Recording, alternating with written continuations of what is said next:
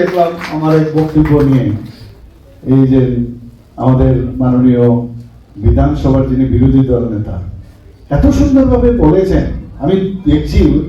কারণ কথা বলার মধ্যে কিন্তু যদি সত্যতা না থাকে তার মধ্যে কিন্তু একটা কথার মধ্যে ধরা পড়ে। আমি জানি না এখানে সাংবাদিক বন্ধুরা মনে মনে মুচকি শিওর আসছেন কি বলছেন উনি। প্রতিটি কথার মধ্যে উনি এমন ভাবে বলছেন যে মাননীয় মুখ্যমন্ত্রীর অজ্ঞতা, মাননীয় মুখ্যমন্ত্রী ভুল বলছেন। ভাগ্যিস আমার যে একটা পেজ থেকে আমি দেখলাম, আমার না, একটা পার্টির একটা পেজ থেকে দেখলাম, উত্তরটা কিন্তু সাথে সাথে দিয়ে দিয়েছে। তো এইভাবে বিভ্রান্ত করার যে কি করবে, এখন তো বারবার উনি বলছেন। আসল কথাটা যখনই বলা হয়, গাছ দেওয়া হয়, প্রবলেম হয়, আমাদের শরীরে চুলকানি শুরু হয়ে যায়, কি করা যায় কি করা যায়। তো একটা সুযোগ হয়েছে, কথায় কথায় পার্টি অফিস রাস্তার মধ্যে তার নামতে পারে না, বেশিরভাগ মানুষ অ্যাকসেপ্টও করে না।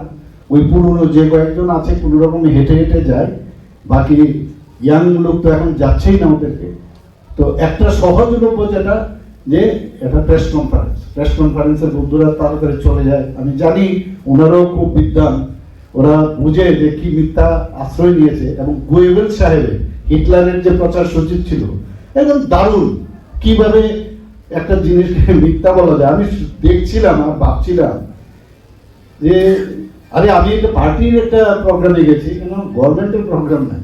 তো এইরকম জায়গার মধ্যে এমনভাবে বলার কায়দা এত সুন্দরভাবে বলেন ওনারা, আমি এক এক সময় অবাক হই। ওনাদেরকে আমি ভাবতাম না জানি কত ওনারা জানেন, তাত্ত্বিক সমস্ত ব্যক্তি ত্রিপুরার জন্য কত ভাবেন, দেশের জন্য, ভিয়েতনামের জন্য, রাশিয়ার জন্য, চীনের জন্য, কত কিছু ওনাদের ভাবনা চিন্তা। এখন মনে হয় মানে কিছুই জানেন না। মানে এখন যে জায়গায় আমি আসছি, এখন মনে হচ্ছে এইভাবে টুপি পরাচ্ছে সমস্ত মানুষকে। সত্যি দুঃখ হয় ওনাদের জন্য দুঃখ হয়।